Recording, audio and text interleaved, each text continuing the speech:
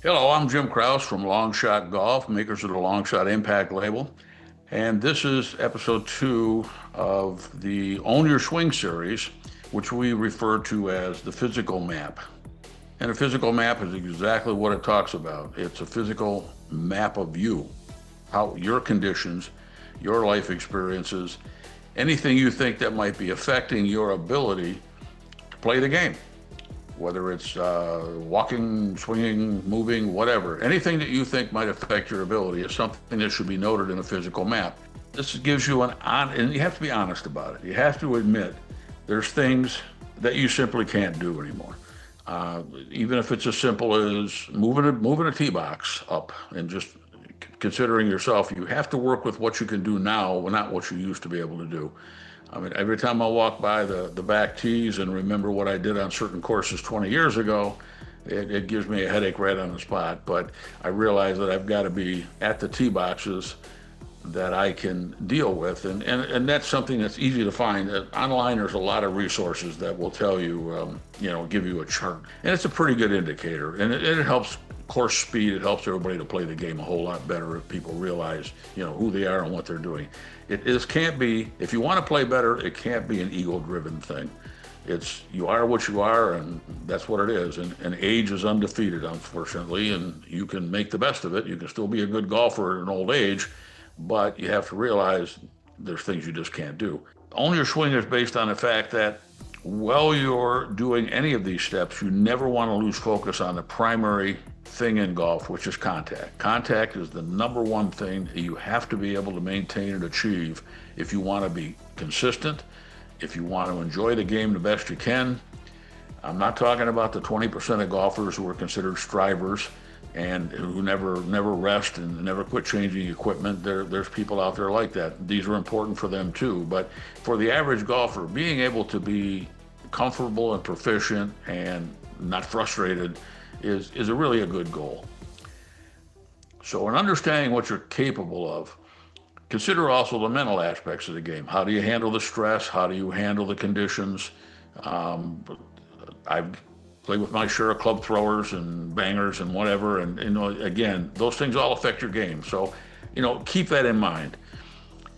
And when you're doing the physical conditioning, your carry distances from the previous episode are important to consider your shaft length and your shaft flexes. And there's so many ways clubs can be dialed in nowadays that once you have that information, if you put this information together in a journal, in the Own Your Swing series, and then you go to a fitting or you go to a lesson and you can sit there and diagram everything about you that is important to consider before somebody starts off on a notion of how we're going to get you 10 more yards, which is generally a fool's errand, because if you get 10 more yards further out of bounds, it's not going to do you any good.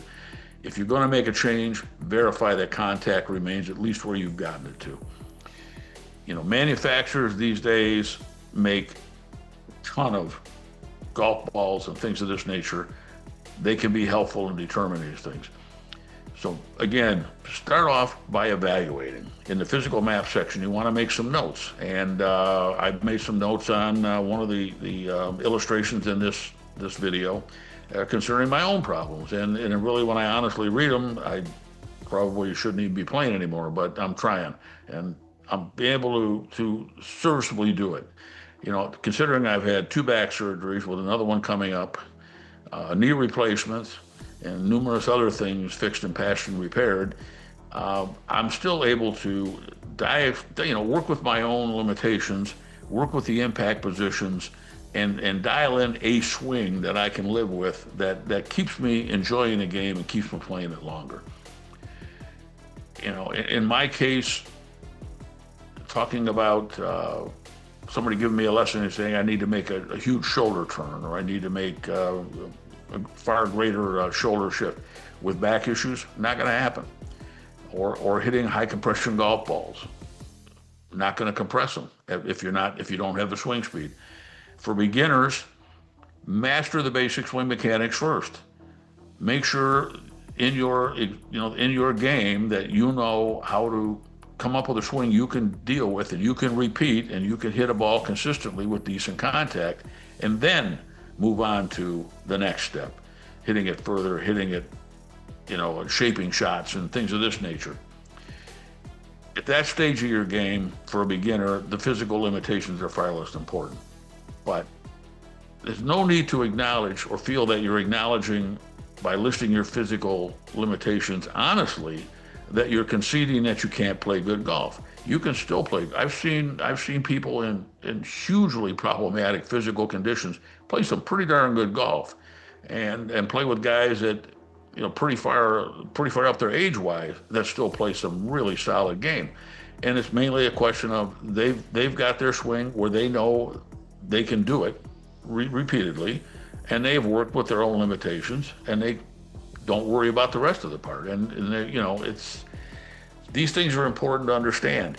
So if you've got issues, if you've got problems where you just can't master certain moves, you just have to realize there are some people that have better high-end eye contact than others. There are some people that are physically more gifted, and there are limiting factors that can be smoothed out, that can be worked with, as long as you're always keeping your eye toward verifying that your contact doesn't change. And this is the point of the long shot impact label is as you're looking at coming up with a swing you can physically work with, you can actually stand there with a label, hit a shot.